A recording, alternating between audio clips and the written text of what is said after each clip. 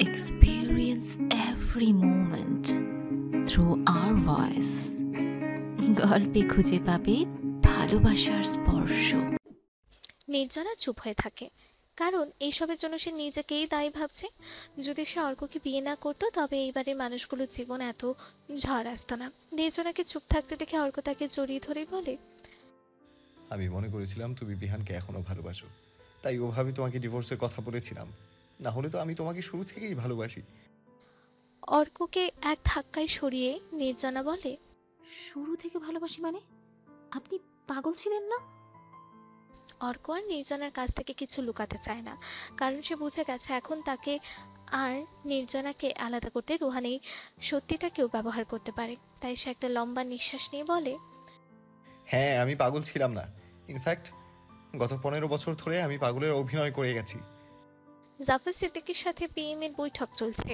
PM কোনো ভনিতা ছাড়া বলে, কুষ্টিয়া তোমার নির্বাচনী এলাকা, সেখানে সন্ধান পাওয়া গেছে মানে তার দরবার তোমার এ নিয়ে যেন পার্টির উপর কোনো প্রশ্ন না ওঠে, তাই তুমি মিনিস্ট্রি থেকে পদত্যাগ করবে। আমি একা অপরাধী নই, সেটা আপনি ভালো করেই জানেন। আমরাও নিরুপায় জাপর, দারবায় তোমাকেই নিতে হবে। তুমি ভেবো না নেক্সট নির্বাচনে তোমাকে জিতিয়ে আবার সব ঠিক করে দেব। নেক্সট পরে হবে, আগে এবারেরটা হিসাব হোক। আমি ডুবলে সবাইকে নিয়ে ডুববো। জাপর, একটু ঠান্ডা মাথায় চিন্তা করো। আমার মাথা যথেষ্ট ঠান্ডা, আপনি অন্য মুরগি খুঁজে বের করুন। বলেই জাফর সিদ্দিকী বের হয়ে যায়। সাথে সাথে পিএম রুহানকে ফোন দিয়ে বলে, আপনি শ্বশুর তো দারবাই নিতে রাজি না। রুহান স্বাভাবিক গলায় বলে, আমি জানতাম এমনই হবে। আপনি এই ইনভেস্টিগেশন ফেয়ার করে মার্ডারারদের জেলে ঢুকান, বাকিটা আমি বুঝে নেব। আর আপনার কাছে আরও একটা ফাইল চেয়েছিলাম, মিনিস্টার জাফর সিদ্দিকী ড্রিভারের অ্যাক্সিডেন্ট। আমি মেল করে দিচ্ছি। বলে লাইন কেটে দেয়। রুহান একটা দীর্ঘশ্বাস ছেড়ে বলে, সুইটহার্ট, আমি যা সন্দেহ করছি তা যদি হয়, তবে তোমার বাবাকে জাফর সিদ্দিকী খুন করিয়েছে। এবার আমিও দেখব তুমি কি করে অর্ক সংসার করো। মাঝরাতে প্রীতি অর্ণব কুষ্টিয়ায় পৌঁছায়। ফরিদ রহমান এত কিছুর মধ্যেও মেয়ের ধোকার কথা ভুলেননি। তিনি বলে দিয়েছেন এই মেয়ের তার বাড়িতে কোনো ঠাঁই নেই। কিন্তু প্রীতির মা মেয়ের দিক থেকে মুখ ফেরাতে পারেনি, তাই স্বামীকে অনুরোধ করেন ছেলের সঠিক খবর পাওয়া অবধি যেন তাদের থাকতে দেওয়া হয়। প্রীতি বড় দুই বোনও মায়ের পক্ষ থেকে কথা বলে ফরিদ রহমানের অনুমতি দেয়। রাতে প্রীতি আনমনে বসেছিল, তখন অর্ণব তার হাত ধরে বলে, আমি জানি না কে বলে তোমাকে সান্ত্বনা দেব, তবে একটাই কথা, তোমার পাশে আছি সবসময়। এই মুহূর্তে একটা ভরসার হাত প্রীতির খুব দরকার, যে তাকে এই অবস্থা কাটিয়ে উঠতে সাহায্য করবে। অর্ণব সেটাই চেষ্টা করছে। সে অর্ণবের বুকে কান্না ভেঙে পড়ে আর বলতে থাকে, আমার ভাইটাকে ওরা খাওয়ার মাছ থেকে ডেকে নিয়ে গিয়েছিল, তারপর আর ফিরিয়ে দেয়নি। প্রীতি এত জোরে বিলাপ করছিল যে ফরিদ রহমান আর তার স্ত্রী মোর্শেদারও প্রীতির বড় দু বোনের জখম তাজা হয়ে যায়। আজকে প্রীতি বড় দুই বোন তার মায়ের সাথে শুয়েছে। প্রীতির বিলাপ শুনে তার বড় বোন পাপড়ি বলে ওঠে, হাসিবকে প্রীতি সবচেয়ে বেশি আদর করত, বাইরের সবাই বলা বলি করছে এই খুনগুলো মিনিস্টার জাফর সিদ্দিকারী ইশারাতে হয়েছে। যদি সত্য এমন কিছু হয় তাহলে তো প্রতি জাফর সিদ্দিকারীর ছেলের সংসার করবে না আম্মা। ফজরের সময় ঘুম ভাঙল নির্জনার। অর্কর দিকে তাকিয়ে দেখে অবুঝ শিশুর মতো ঘুমোচ্ছে, অথচ এই মানুষটাকে দেখলে বোঝাই যায় না সে নিজের মধ্যে কত বড় একটা ঝড় নিয়ে বেড়াচ্ছে। গত রাতেই অর্ক তার অন্ধকার অতীত নির্জনার সামনে উন্মুক্ত করেছে। অর্কর মা বাবার বিয়েটা তার দাদি দেখে শুনে দিয়েছিল। জোহরা বেগম বেশ চিন্তায় পড়ে গিয়েছিল ছেলে জাফর সিদ্দিকীকে নিয়ে। ছেলে ভবঘুরে রাজনীতি করে, তাই ব্যবসা আর নাম ডাক থাকলেও ভালো ঘরের মেয়ে সম্বন্ধ আসছিল না। তাই তিনি গ্রামে খোঁজ করা শুরু করলেন। একসময় মন মতো সম্বন্ধীটি পেয়েও গেলেন, তাই তাড়াতাড়ি বিয়ের জন্য তাগদা করলেন। অদ্ভুতভাবে অর্কর নানা বাড়ির লোকজন তাতে রাজি হয়। একে একে 3 নাতি নাতনিদের নিয়ে জোহরা বেগমের চাঁদের হাট। সব ঠিক চলছিল, কিন্তু ব্যাঘাত ঘটায় একটা চিঠি, যেখানে লেখা ছিল অর্কর মা আশরার চারিত্রিক সমস্যা আছে। যদিও চিঠিটা জাফর সিদ্দিকীকে উদ্দেশ্য করে লেখা ছিল, কিন্তু সেটা পায় জহুরা। তাই তিনি সত্যতা যাচাই করতে সেইবার পুত্রবধূর সাথে তার বাপের বাড়িতে যান। অর্কর তখন 10 কি 11 বছর বয়স। মাঝরাতে ঘুম ভেঙে মাকে পাশে না পেয়ে খুঁজতে বের হয়ে দেখে তার মা আশরা নিজের মা, বাবা, ভাই, শাশুড়ি ও আরও একটা অপরিচিত মানুষের সামনে চিৎকার করছে আর বলছে, হ্যাঁ, করেছি আমি অন্যায়, পাপ, কিন্তু এর জন্য কে দায়ী? আপনি আর আমার পরিবার। বিয়ের আগে আপনি একবার আমার কাছে জানতে চেয়েছিলেন আমি রাজি কিনা। জহুরা বেগম চুপ হয়ে গেলেন। বিয়ের আগে মেয়ের মতামত জানা উচিত, এইসব কথা তিনি ভাবতেও পারেন না।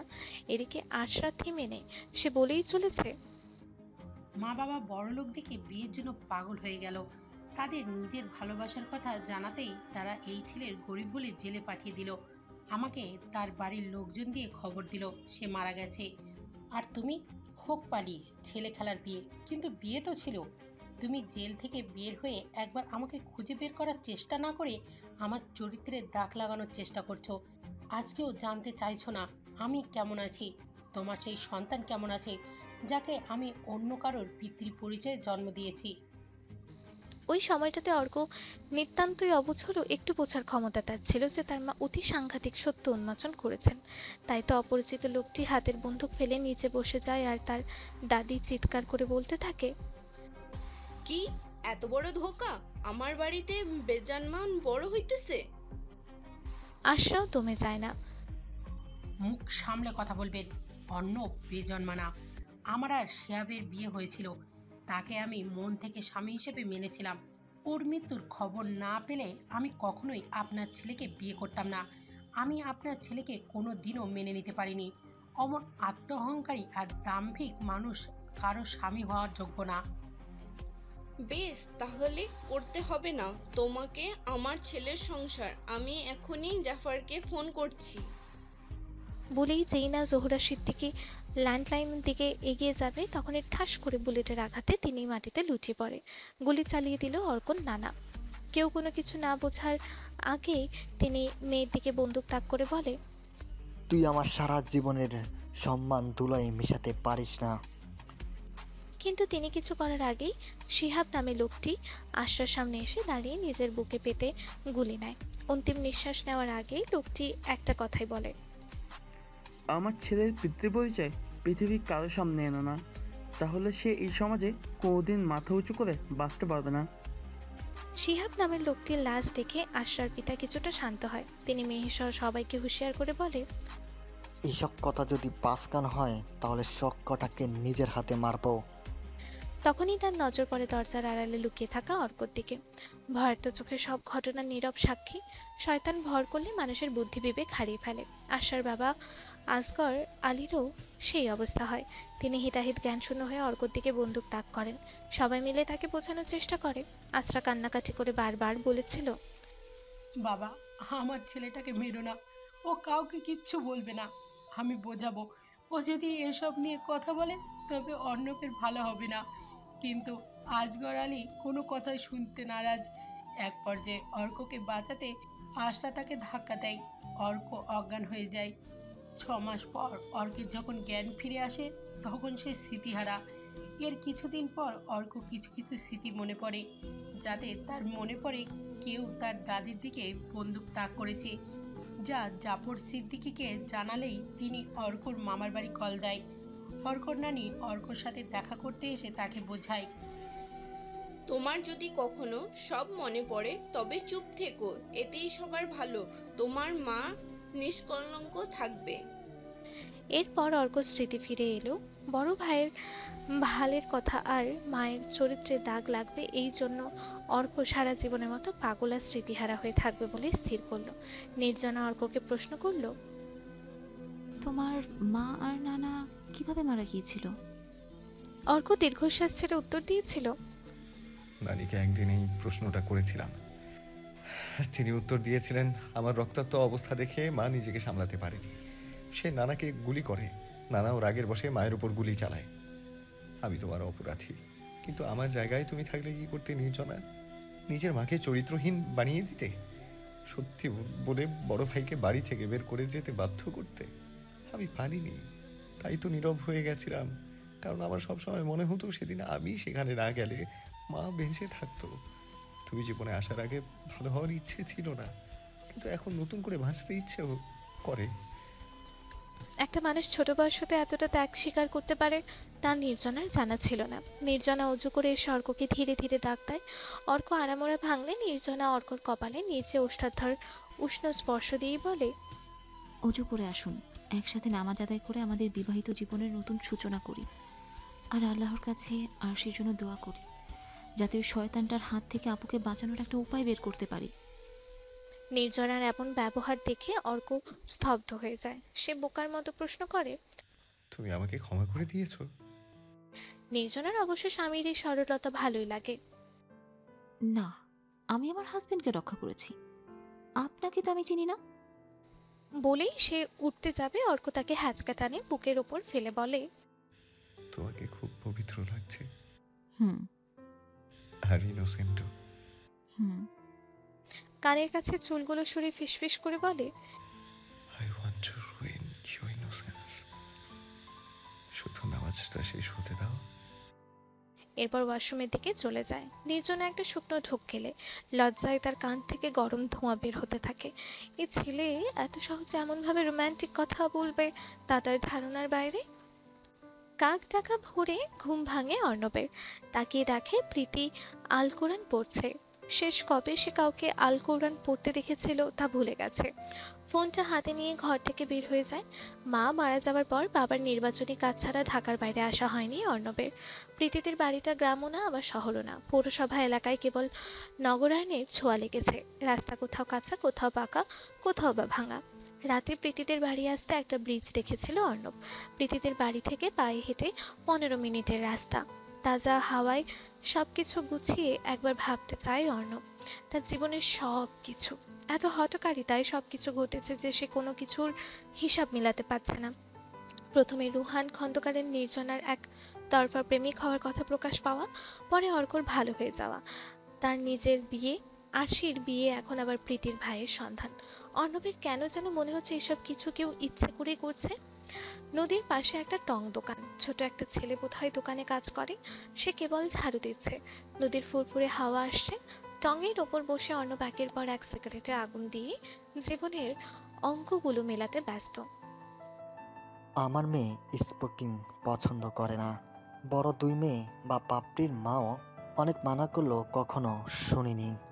কিন্তু প্রীতির জেদের কাছে হেরে স্মোক করা বাদ দিয়েছি। তোমার মতো একজন সেন্স স্মোকারের সিগারেট বাদ দেওয়া মনে হয় না এও জীবনে সম্ভব হবে।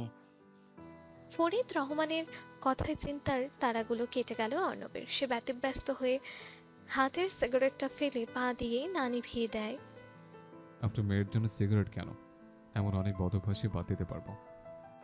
ফরিদ রহমান তাচ্ছিল্যের সাথেই বলেন, একটা অত জ্বলন্ত সিগারেট ফেলে দিলেই কি প্রমাণ হয়ে যায় যে তুমি স্মোক ছেড়ে দিবে? বিনয়ী কণ্ঠে অর্ণব বলে, আমি মুখে বলে কিছু প্রমাণ করতে চাই না। সঠিক সময় আপনি দেখতে পাবেন প্রীতির জন্য আমি কতটা কি করতে পারি। বাড়ি মিষ্টি কথা বলতে পারো তুমি। এজন্যই প্রীতি তোমার ফাঁদে ফা দিয়েছে। বলেই ফরিদ রহমান সেখান থেকে চলে যায়। তখন অর্ণবও তার পিছু নেয়। ব্রিজের ওপর এসে ফরিদ রহমান অর্ণবকে খেয়াল করে বলেন, আমাকে ফলো করার কোনো বিশেষ কারণ? চার দোকানে কোনো কথা বললে তা ছড়িয়ে পড়তে সময় লাগে না। আপনাকে কিছু কথা জানাতে চাই। আপনার কি 5 মিনিট সময় হবে? তোমার সাথে কথা বলার কোনো প্রয়োজন আছে বলে আমি মনে করি না। বলেই ফরিদ রহমান আবারও সেখান থেকে চলে যেতে নিলে অর্ণব একটু জোরালো কণ্ঠে বলে, প্রীতি আমাকে ভালোবাসে না, বের এসে বাধ্য হয়েই করেছে। ফরিদ রহমানের পা দুটো থেমে যায়। অর্ণব আশপাশটা ফাঁকা দেখে ধীর পায়ে তার সামনে গিয়ে দাঁড়িয়ে প্রীতি আর তার বিয়ের সমস্ত ঘটনা বর্ণনা করে এবং এটাও বলে রুহান তাদের বাড়িতে নির্জনাকে নিয়ে ঠিক কি কি বলেছে। স্যার, আপনার মেয়ের কোনো দোষ নেই। ইনফ্যাক্ট সে আমাকে ভালোই বাসে না। প্রথম থেকে সে আমাকে রিজেক্ট করছে। তাছাড়া সে কখনো আমাকে হাজব্যান্ডের মর্যাদা দেবে কিনা সেটা আমি জানি না। ফরিদ রহমানের কাছে রাজনীতিবিদ আর আদম ব্যবসায়ী সমান, দুটোই মিথ্যাবাদী দালাল। তবে এই মুহূর্তে অর্ণবের কথাগুলো তিনি ফেলে দিতে পারছেন না। তাছাড়া ছেলেটাকে তার দেখে আর 5 জনের মতো ভাউতামাচও মনে হচ্ছে না। আমার ছেলের মার্ডার কেসে তোমার বাবার নাম এসেছে, কথাটা জানো তো? মাথা নাড়িয়ে সায় দেয় অর্ণব। যদি অভিযোগ প্রমাণিত হয় তাহলে সেক্ষেত্রে তুমি কি করবে? স্থির কণ্ঠে অর্ণব বলে, যদি সত্য প্রমাণিত হলে কিংবা মিথ্যা প্রমাণ হওয়ার পরও যদি আমি জানতে পারি আমার বাবা দোষী, তাহলে আমি কি করব সেটা সময় বলে দেবে। এখন শুধু একটাই কথা বলতে পারি, অর্ণব ইরতেজা সিদ্দিকী অন্যের সাথে কোনোদিন আপোষ করেনি আর করবেও না। সারা রাত নির্ঘুম থাকার পরে ভোরে চোখটা লেগেছিল আরশির, কিন্তু তাতেও শাশুড়ি মাইমুনা ব্যাঘাত ঘটান। সকাল সকাল তিনি আরশিকে ডেকে রুহানের কথা জিজ্ঞেস করেন। কোথায় জানি না, রাতেও ঘরে ছিল না। এই দুটো লাইন বলতেই মাইমুনা খন্দকার কর্কশ গলায় বলে ওঠেন, তা জানবে কি করে? স্বামীকে অচলে কিভাবে বেঁধে রাখতে হয় তা শেখানোর মতো কেউ তো আর বাপের বাড়িতে কেউ ছিল না, তাই খেয়ে খেয়ে আলুর বস্তার মতো মোটা হয়েছো। শোনো মেয়ে, আমি স্পষ্ট করে বলে দিচ্ছি, নিজের শরীর স্বাস্থ্য ঠিক করো, আমার ছেলের মন জয় করার চেষ্টা করো। আমি জানি নির্জান নামের মেয়েটার কাছাকাছি থাকার জন্য রুহান তোমাকে বিয়ে করেছে, কিন্তু ওই মেয়েটার নাম রুহানের জীবন থেকে মুছে দিতে হবে। যেভাবেই হোক রুহানের মনে নিজের জন্য জায়গা করে নাও, না হলে এই বাড়ি থেকে বিদায় হও। আমার ছেলের জন্য যোগ্য কাউকে নিয়ে আসছি। মাইমুনা খন্দকার চলে গেলে নিজের উপর খুব ধিক্কার হয় আরশির। এই যোগ্যতার পরীক্ষা সে সব সময় হেরে যাচ্ছে। প্রথম মাহিরের যোগ্য ছিল না, আর এখন রুহানের যোগ্য নয়। এসব ভাবনার মধ্যে তার ফোনে রিং হয়। প্রীতির নাম্বারটা ভেসে ওঠে। হ্যাঁ প্রীতি, বলো কেমন আছো? হঠাৎ আমাকে কল দিলে, রাগ কমেছে? কিন্তু প্রীতি আরশির কোনো প্রশ্নের উত্তর না দিয়ে নিজের মতো কিছু ঘটনা বলল, যা শুনে আরশির পায়ের নিচ থেকে মাটি সরে গেল। প্রীতির ভাষ্য মতে মাহিরকে যেদিন আরশি প্রপোজ করেছিল সেদিন রাতে জাফর সিদ্দিকের ঘরে মাহিরকে প্রবেশ করতে দেখে প্রীতি। কৌতূহলবশত জাফর সিদ্দিকের দরজার বাইরে আড়ি পাতে সে, এবং সেখানেই মাহির আর জাফর সিদ্দিকের মধ্যকার ভয়াবহ কথাবার্তা শুনতে পায়, যেগুলো ঠিক ছিল এমন। আমার মেয়েকে প্রেমের জালে ফাঁসিয়ে আবার আমাকেই জিজ্ঞেস করছো আমি কেন তোমার বোনের চিকিৎসা বন্ধ করেছি। শোনো, তুমি কাল থেকে আর আমার এখানে আসবে না। ছেঁড়া কাঁথায় শুয়ে লাখ টাকার স্বপ্ন দেখা যায়, কিন্তু সেটা পাওয়া যায় না। কি ভেবেছিলে আমার মেয়েকে একবার পটিয়ে ফেললেই রাজকন্যার রাজত্ব সব পাবে, আর আমি কিছু টের পাবো না? ভুল। আমার মেয়েকে আমি তোমার মতো ভিখারির সাথে কখনোই বিয়ে দেব না। স্যার, আমি আরশিকে ভালোবাসি। এসব ভালোবাসার কথা তোর মতো হা ঘরের ছেলেদের মুখে মানায় না। কান খুলে শুনে রাখ, তুই যদি আমার মেয়ের সাথে কোনো রকম সম্পর্কে জড়াস তবে তুই কোনো টাকা পাবি না। প্রয়োজন নেই আপনার টাকার, আমি কোনো না কোনো উপায়ে টাকার ব্যবস্থা করব, অন্য হাসপাতালে মেয়ের চিকিৎসা করাবো। বেশ, তাহলে বোনের চিকিৎসার ব্যবস্থাও দেশের বাইরেই করিস, কারণ আজ থেকে বাংলাদেশের কোথাও যেতে তোর বোনের চিকিৎসা না হয় সেটা আমি জাফর সিদ্দিকী দেখব। স্যার প্লিজ এতটা নির্দয় হবেন না, আমি আরশিকে ভালোবাসি। নিজের বোনের জীবন না আরশি, সিদ্ধান্ত নিয়ে আমাকে জানাবি। আর হ্যাঁ, যদি আমার কথায় রাজি থাকিস তাহলে আরশিকে রিজেক্ট করার ভিডিও করে আমার ফোনে পাঠিয়ে দিস, তবেই তোর বোনের চিকিৎসা আবার শুরু হবে। প্রীতি ফোন রাখার সময় বলে, সেদিন প্রথম তোমার বাবাকে আমি ব্ল্যাকমেল করি যে তিনি যদি আমাকে আমার ভাইয়ের সন্ধান না দেয় তাহলে আমি তোমাকে সব জানিয়ে দেব। তোমার বাবা আমার কাছে 15 দিন সময় চেয়েছিল, তাই আমি তোমাকে বলেছিলাম মিস্টার মাহিরের ব্যাপারে যে কোনো সিদ্ধান্ত নেওয়ার আগে 15 দিন সময় নিতে। আমি 15 দিন পরই তোমাকে সবটা বলে দিতাম, কিন্তু সব এলোমেলো হয়ে গেছে। প্রীতি ফোন রাখলে নীরবে দুফোঁটা অশ্রু ছড়িয়ে আরশির ঘরে রাখা ড্রেসিং টেবিলে ভেসে ওঠা নিজের প্রতিবিম্বের দিকে তাকিয়ে বলে, বাবা তুমি অনেক ভুল করেছো, মানুষকে ছোট করেছো। না জানি প্রীতি, নির্জনা, মাহিরের মতো করে কত অসহায় মানুষের অসহায়ত্বের সুযোগ নিয়েছো। আল্লাহ তোমার এসব পাপের শাস্তি হয়তো তোমার মেয়ে হিসেবে আমাকেই দিচ্ছেন। তুমি অন্যের মেয়ের খারাপ চেয়েছো, তাই আজ তোমার মেয়ের সাথে খারাপ হচ্ছে। কিছুক্ষণ পর সেই রুমে রুহান এসে আরশিকে উদ্দেশ্য করে বলে,